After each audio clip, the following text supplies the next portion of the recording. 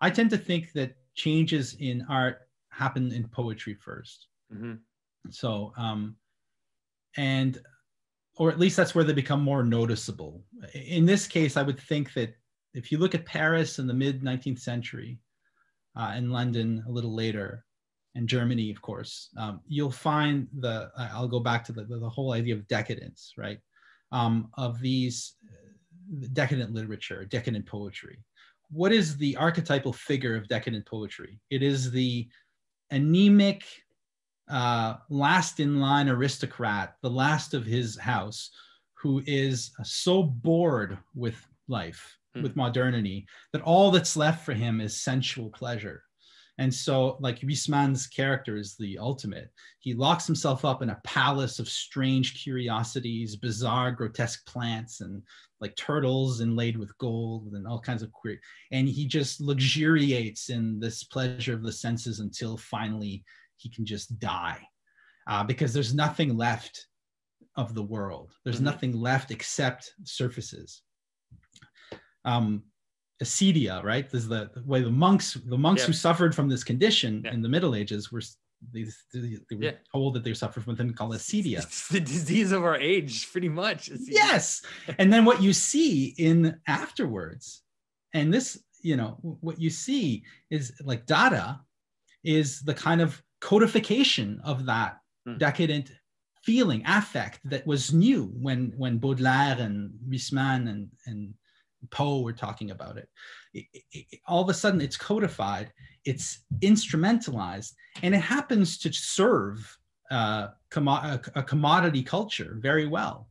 A culture that's completely, in fact, the whole Dada dream of a world of obliterating the line between art and life, we've accomplished that. We live in the utopia of the Dadas and the Situationists in a way. We live in a world where there's no more boundary between art and life. So I think that acedia, which those decadent poets explored first, then just became a generalized social phenomenon, and you see it play out in all these crazy theatrical. Weird theatrical events like the Nazi rallies, or like that ridiculous shit we saw in Washington a few weeks ago. This type of like pretending to care about, pretending to be part of history, like fabricating events, trying to get us to feel something again. I think that we're just apathetic as a culture, and we need to wake up. And that's my take on that. Your final word is that we need to wake up. I agree. I totally agree.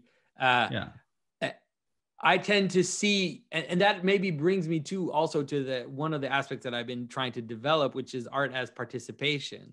One of the things that I've been trying to point people towards is the difference between the modern notion of art as a kind of aesthetic experience, or an exterior aesthetic experience, going to the opera, going to the concert, looking at a movie, watching a movie. All of this is different from the participative art that ancient cultures had, or, that the idea of a dance, or, or singing folk songs together, or sitting around a fire and celebrating our stories, right? Even the Iliad was sung, right? People didn't read it.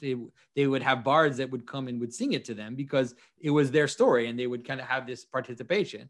And I think that, like you said, one of the difficulties of something like the fascist tendency is in noticing the vacuousness of, let's say, pleasure, this kind of exterior pleasure, this surface pleasure, and the entertainment culture that we embodied, is this desire to participate, and they're looking for places to enter into the story. Yes. And the political sphere is an easy and scary place to enter into the story, where you take a side, you have a bad guy, you have an enemy, you can even make them really, really evil, like in terms of the Q type people. And then where you are and who you're fighting and what you're doing. And so it makes you feel alive in a way that I can sympathize with, but also is extremely dangerous because it's very limited. It's limited, and it's fundamentally it gets everything exactly half right and exactly half wrong. Exactly. right? So being half right is not a good thing in life. It's like the worst. It's better to be fully wrong than being half right. That's hilarious. So is there corruption at the top on both sides of the aisle politically? Of course there is. Yeah.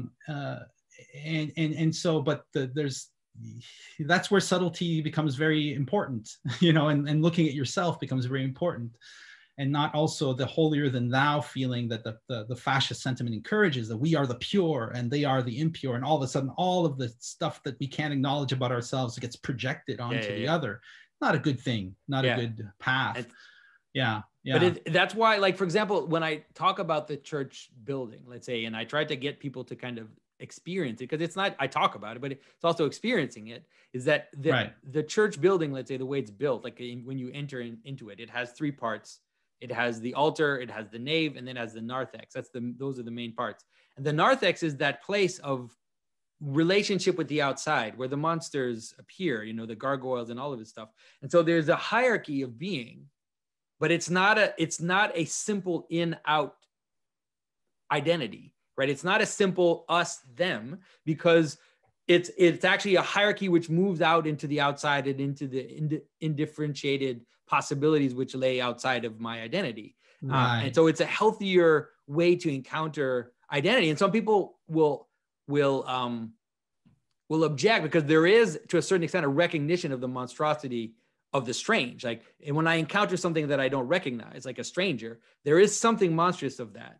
But if I know that monstrosity is also part of how it, like, I recognize it, right? It's structural. It's just structural. It's there. And so I see the stranger and I recognize, oh, that's weird.